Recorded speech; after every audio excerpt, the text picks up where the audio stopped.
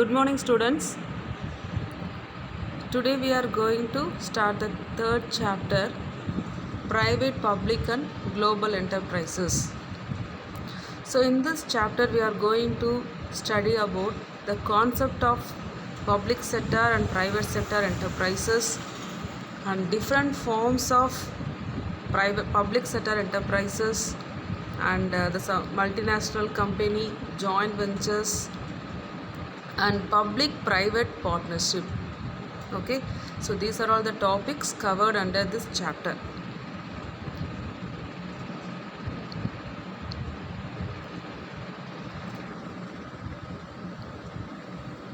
So the next one is, what are all the different forms of public sector enterprises? The first one is departmental undertakings, second one is statutory corporations, government company, global enterprises and joint ventures. These are all the forms of public sector enterprises. Okay, the next one we are going to see about the introduction part of private sector versus public sector since independence. What is the role of private sector versus public sector since independence? So after the independence, Government of India nationalized many business enterprises and also established many new undertakings.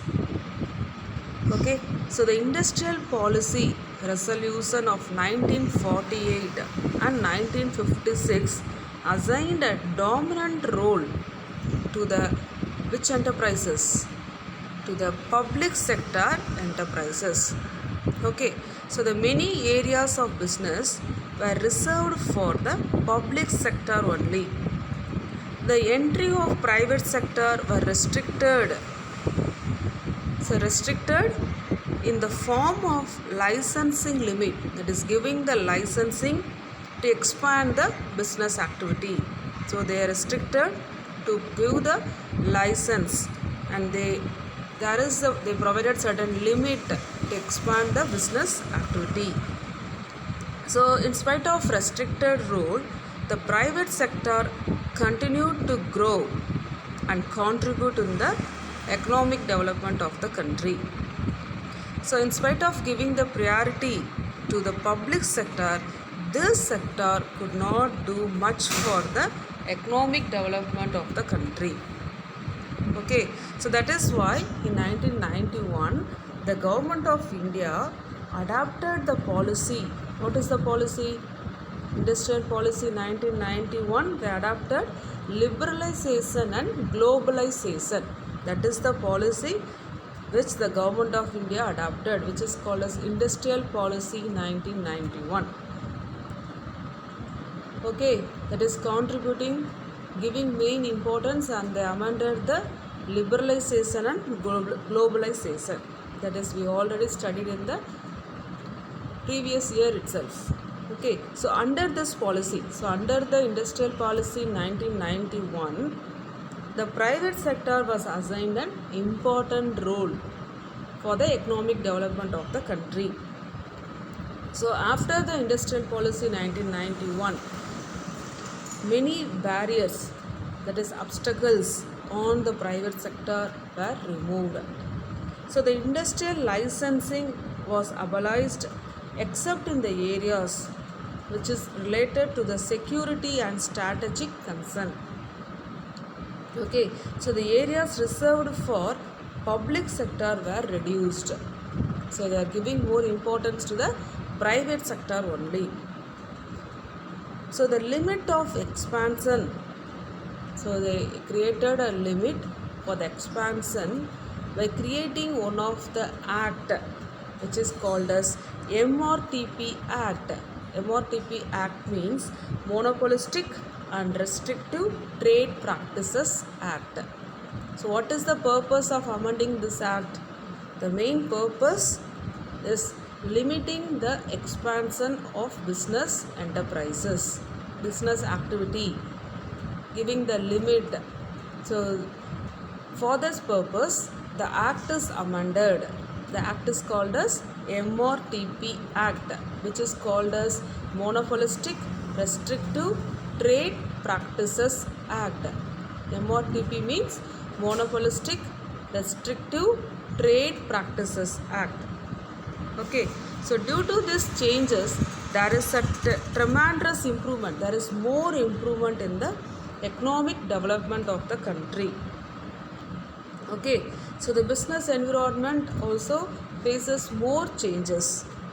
Okay, and now there is more open and competitive environment. Between which sectors? Between the private sector and public sector enterprises. Okay, so this is the introduction part of public sector versus private sector. Next, we are going to see about the public sector enterprises. Public sector enterprises. So what is my public sector enterprises? That is, which are owned and controlled by the central or state government. So the public sector is the part of the economy which is consists of both the public services and public enterprises. And public sector includes public goods and government services. We already know what are all the public sector services. That is military, law enforcement, infrastructure, public transit, public education with the health center and working for the government, such as the elected officials. So these are all the public sector services. Okay, it is also called as government services, which is under the control of the central or state government. This is the public sector enterprises. And what is the main objectives of public sector enterprises? That is, bringing the industrial development and helping to improve the growth and expansion of the industries and reducing the regional imbalances in the growth and expansion of the industries and check the growth of monopoly. What is the monopoly? Monopolies means that is a single owner. Okay, va? That is, the one person is going on improving without giving the importance to the other persons. That is called as the monopoly. Single owner. Ownership is with the single person. To ensure the adequate supply of essential articles at the fair and reasonable prices. So in public sector enterprises, the supply of the raw materials to the consumers definitely at the fair and reasonable prices. Okay, so these are all the objectives of public sector enterprises. And next, some of the features of public sector enterprises. So the first one is the state ownership, that is controlled by the government, central government and state government. State control, that is control over the management only with the government. And financing is also from the government, that is the funds can be raised through the government, that is through the budget the government will provide certain fund to carry out the certain business activity. And social economic activities. So the main objective, they are providing the guidance to spread the social and economic benefits to the society. And public accountability. Accountability means that is the responsibility. They are accountable to the public. They are very responsible to the public at large for their performance and result. Okay, these are all the important features of public sector enterprises. And the forms of organizing public sector enterprises. Next, we are going to see what are all the forms or types of organizing the public sector enterprises. So, public sector organizations are formed in 3 different forms, that is, departmental undertakings, public corporation or statutory corporation, and government companies. These are all the 3 different forms of public sector organization. Next, these are all the some of the examples of public sector undertakings. Okay, see that Bharat Petroleum, Indian Oil, United India Insurance, Power Finance Corporation, Bharat Sankar Nizam Limited. These are all some of the examples of public sector enterprises. First, we are going to see the first type of public sector enterprises is the departmental undertaking. Okay, so what is departmental undertaking? So it is created by the decision of the government. This is the oldest form of public sector enterprises, and it is considered as one of the department of the government. Okay, and it has no separate existence than the government. So it is functioning under the control of the department of the government. For example, railways, defense, post office, telegram, telephone services, a lot of services, no, all the services which is under the control of the government. It is one of the type of public sector enterprises. Okay, and it is organized and managed by the Minister of Central or State Government. Okay, and they are the part of the government only. There is no separate entity for this departmental undertaking. So they are financed. How they are getting the funds? Only from the annual budget which is created by the government. So the revenues or as the income which is earned through the departmental undertakings are deposited in the treasury of the government. So all the revenues are to be deposited in the treasury of the government. So who are all the staff of departmental undertakings?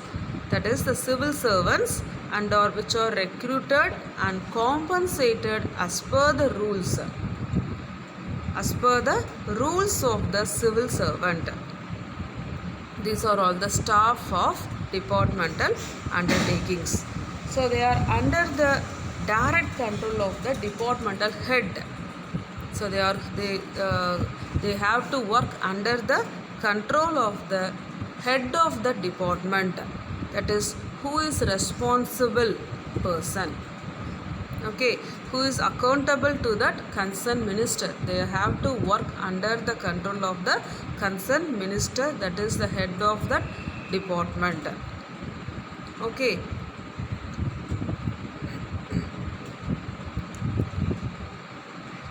So this is the important features of departmental undertakings. Our next one is some of the advantages of departmental undertakings. The first one is a total government control helps implementation of the government policies. It is very helpful for them to implement the government policies. So there is a strict audit and legislative control which is very helpful to prevent the misuse of the public funds. So there is a auditing control in the factor of auditing, and there is also the legislative control to reduce the misusing the funds which is provided for the public activities. Okay, and is managed by the responsible government servant who keep the secrecy required in the strategic and defense industries. So it is managed by the person who is responsible. It is called as a government. The person is appointed by the government, and they are very responsible to keep the official informations very secretly which are required in the strategic and defense industries. Okay, and revenue from these undertakings are remitted in the treasury of the government. Okay. And some of the disadvantages. What are all the disadvantages? That is, there is a political interference. In department undertakings, there is more political interference in the functioning of these enterprises. So subject to the political changes, these undertakings cannot follow the long-term business policy, the policy which is created by the by this that is the policy which is created by certain government.